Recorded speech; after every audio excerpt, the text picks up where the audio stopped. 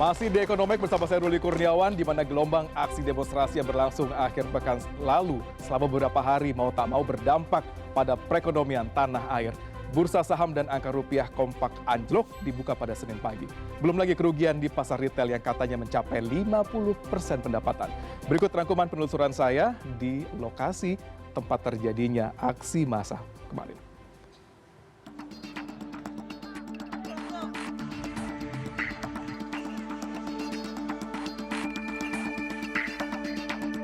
Gelombang aksi Jumat 29 Agustus 2025 membuat perekonomian Indonesia merosot. Ini terbukti bagaimana indeks harga saham gabungan merosot cukup tajam atau terkoreksi cukup dalam hingga menyentuh level 2,27%, berada pada 7.771. Bahkan pada penutupan pada Senin 1 September 2025 kembali terkoreksi cukup dalam 1,21% atau turun 94,42 poin. Dan pada hari Rabu ternyata dibuka dengan kondisi yang cukup hijau, di mana menyentuh level 7.900. Tapi pertanyaannya, dengan masih banyaknya selentingan aksi demonstrasi, apakah lantai bursa akan tetap hijau?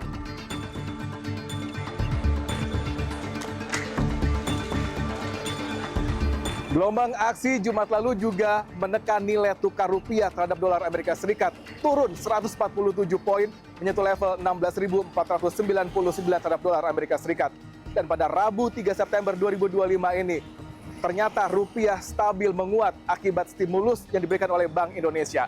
Namun, butuh kerja yang cukup keras untuk menjaga likuiditas dan juga pasar keuangan dalam negeri. Karena dikhawatirkan tekanan domestik akan masih terus terjadi.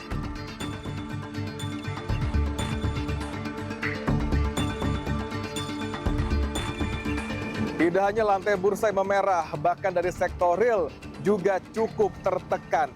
Menurut keterangan dari Asosiasi Pengelola Pusat Belanja Indonesia, pada hari Jumat hingga beberapa hari ke depannya terjadi penurunan omset yang cukup besar, lebih dari 50%. Miliaran kerugian dialami oleh para pemilik pertokoan dan pusat-pusat belanja.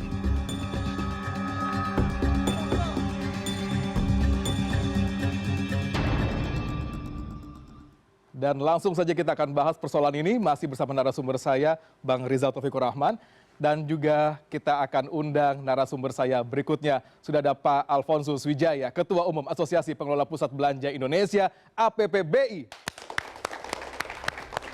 Pak Alfonsus, thank you so much sudah hadir di Ekonomi, Pak. Selamat, Pak. Dan hadir juga Bapak Budi Harjo Idwansyah, Ketua Umum Himpunan Peritel dan Penyewa Pusat Perbelanjaan Indonesia, HIPINDO. Pak Budi. Terima kasih banyak Pak Budi sudah hadir. Siap Pak. Kalau kita lihat kondisi Jumat, Sabtu, Minggu, Senin cukup uncertain. Mungkin saya ke Pak Alfonsus dulu. Pak Alfonsus, tadi kan disampaikan bahwa mal-mal mengalami penurunan omset hingga 50%. Ketika hal itu terjadi, Anda melihatnya seperti apa gitu? Apakah ini misalnya kita 50% di hari Jumat, apakah nanti akan terus nurun atau gimana? Iya, pertama ini menunjukkan bahwa industri retail, usaha retail kan sangat sensitif gitu dengan isu keamanan begitu ya. Baik. Ini menunjukkan bahwa begitu sensitifnya begitu. Jadi mungkin saya luruskan sedikit. Jadi memang di Provinsi DKI Jakarta itu ada kurang lebih 100 pusat perbelanjaan anggota kami. Oke. Pada kondisi normal itu terjadi transaksi kurang lebih 500 miliar per hari. Per hari di 100 pusat belanja.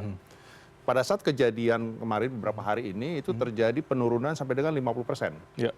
Ada kehilangan potensi transaksi dari 50% dari 500 miliar. 500 miliar. Oke. Jadi saya kira ya, itu yang terjadi. Ya. Ini kan tentunya seiring dengan tingkat kunjungan yang menurun drastis, begitu menurun drastis, kurang lebih juga 50%. Biasanya akan seiring dia. Ya.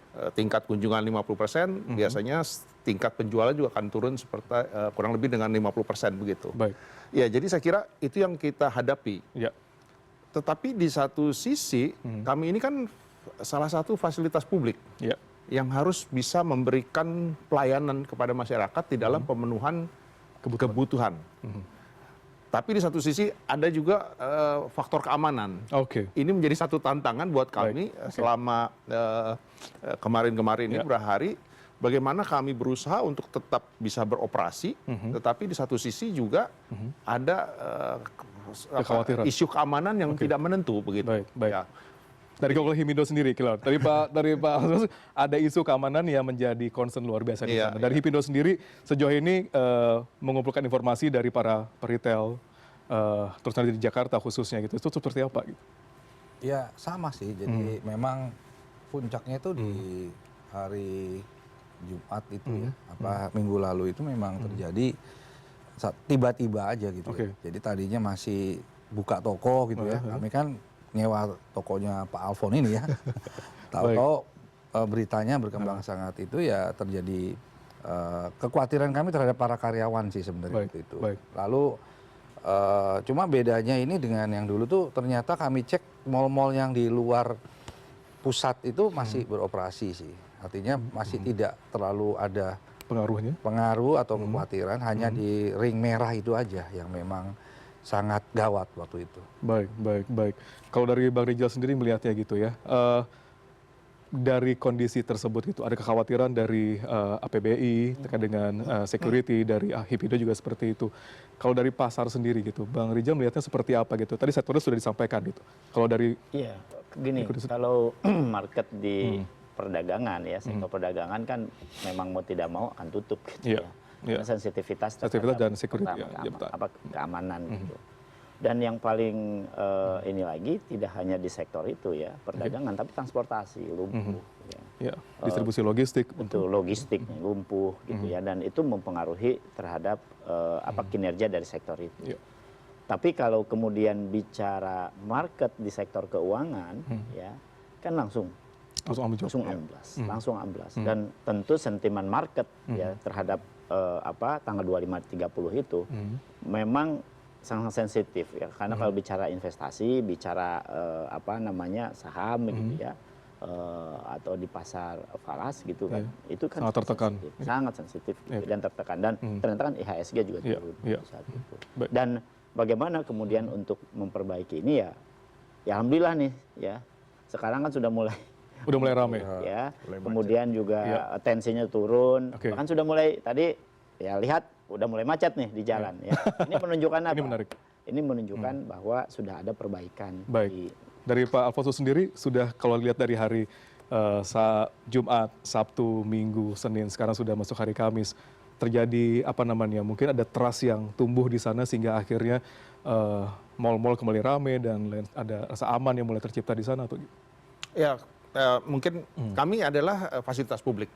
Jadi nomor satu, kami juga harus ikut memberikan suasana yang tidak menakutkan. Kondusif di sana. Jadi kami pun tetap berusaha semaksimal mungkin untuk buka. Kalau kami tutup, ini membuat suasana semakin menakutkan begitu bagi masyarakat. Jadi itulah yang kami lakukan pada saat beberapa hari yang lalu tersebut. Tetapi kami di satu sisi juga harus tetap optimis begitu kan, karena kami adalah yang tadi, kami harus memenuhi segala kebutuhan masyarakat, terutama kebutuhan pokok begitu. Kalau melihat perkembangan sampai dengan saat ini, saya kira cukup optimis begitu. Jadi kita lihat Senin masih belum terjadi aktivitas begitu, Selasa sudah mulai banyak, dan tingkat kunjungan juga sudah mulai bertambah lah begitu. Hari ini saya kira optimis juga bertambah, dan ini kan besok hari libur. Ini kita akan menghadapi long weekend begitu. Jadi mudah-mudahan ini bisa mendorong tingkat kunjungan ke pusat perbelanjaan, meskipun tingkat penjualannya masih belum pasti begitu ya. Tapi mudah-mudahan paling tidak tingkat kunjungan dulu lah. Tingkat kunjungan dulu meningkat begitu. Nanti kita lihat perkembangannya. Kalau memang ternyata tingkat penjualannya baik juga, saya kira. Tapi tetap saya kira optimis lah, karena ini situasinya kan semakin kondusif. Ya, kami berharap mudah-mudahan ini bisa pulih segera normal begitu. Karena ini kan sektor retail begitu, yang menjadi salah satu penyumbang di sektor perdagangan dalam negeri. Ya kan, kalau perdagangan dalam negeri seperti kita ketahui bersama, ini kan menjadi penopang utama di pertumbuhan ekonomi Indonesia. Jadi saya kira ini sektor retail ini harus dijaga begitu ya. selain tadi memang untuk memenuhi kebutuhan pokok masyarakat. Baik, ini menarik. Ya, jadi makanya pada saat kejadian ini kami juga memastikan begitu dengan teman-teman retail, teman-teman pemasok, bagaimana rantai pasok aman.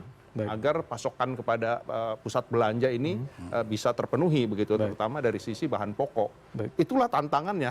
Jadi kami punya tantangan yang cukup berat. Di satu sisi tadi bagaimana melayani masyarakat, tapi di satu sisi juga dari sisi keamanan. Menjaga gitu. safety. Dari Pak Budi sendiri gitu. Saya tinggal di daerah Bekasi, Pak Budi. Beberapa hari lalu kita dengar sama-sama ada aksi di wilayah Bekasi menyasar wilayah di Bekasi gitu. Ketika saya di sana itu memang banyak dari pegawai retail di pusat perbelanjaan tersebut itu keluar untuk berjaga gitu. Ada himbauan-himbauan tertentu kira-kira untuk mengkondusifkan situasi yang terjadi pada kejadian-kejadian seperti itu atau gimana? Ya sebenarnya fungsi pegawai retail offline itu kan kami offline ya, itu memang menjaga konsumen. Makanya dengan adanya kurang aman itu kami juga bertanggung jawab ya. Selain kami ini retail ujung tombak, kami ini kan yang harus buka toko, memastikan barang ada stoknya, karena stok itu kan dikirim pakai mobil kan. Nah kalau aksesnya tertutup juga bahaya juga ya.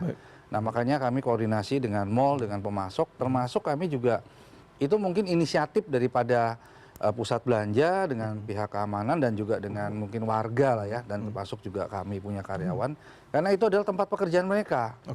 Ya ada yang punya rumah ya jaga rumahnya, rame-rame kompak. Makanya kami ini bahkan hari ini juga melihat bersyukur ada timbul satu kekompakan baru lah. Dalam arti kalau di Jakarta ada Jaga Jakarta, jaga fasilitas publik, mall kan juga harus dijaga karena kalau ada apa-apa kan nggak bisa kerja.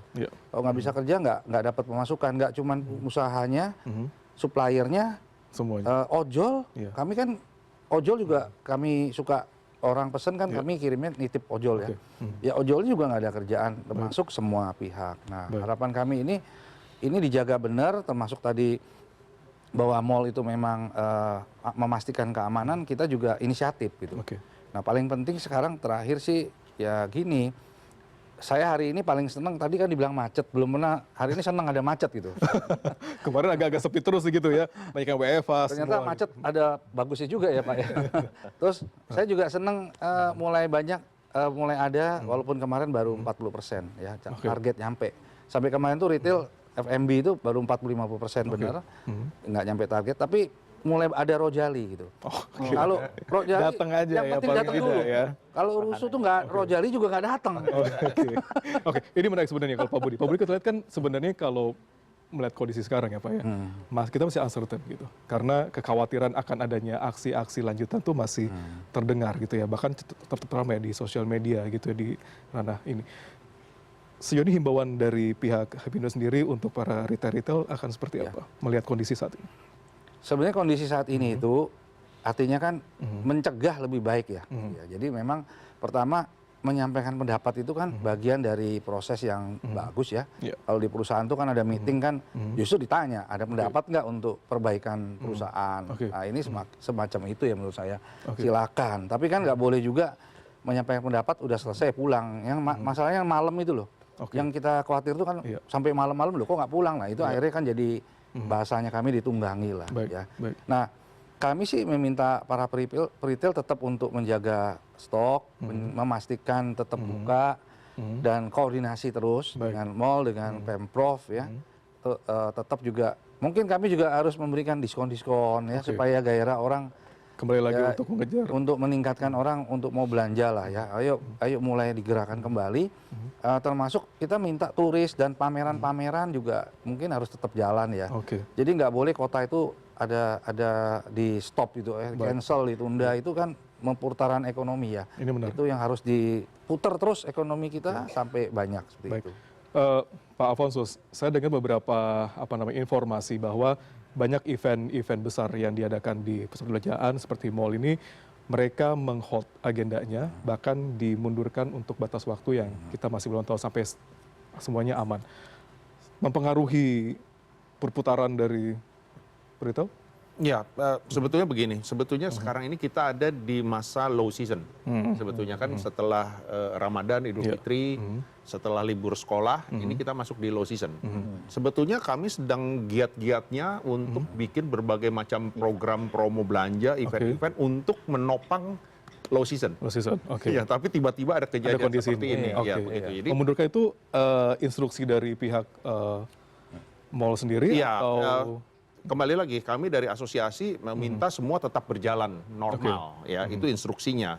Tetapi kan situasi di wilayah masing-masing ini berbeda-beda tingkat eskalasinya begitu. Jadi akhirnya kami memberikan kebebasan kepada para pengelola untuk memutuskan berdasarkan situasi dan kondisi masing-masing setempat. Apakah bisa mereka beroperasi penuh normal atau menutup sementara operasionalnya begitu, atau misalkan beroperasi dengan tambahan pengamanan. Oke. Ya, itu yang sekarang terjadi kan. Ada beberapa pusat perbelanjaan yang mendapat dukungan tambahan pengamanan dari aparat keamanan, gitu ya, Polri maupun TNI begitu.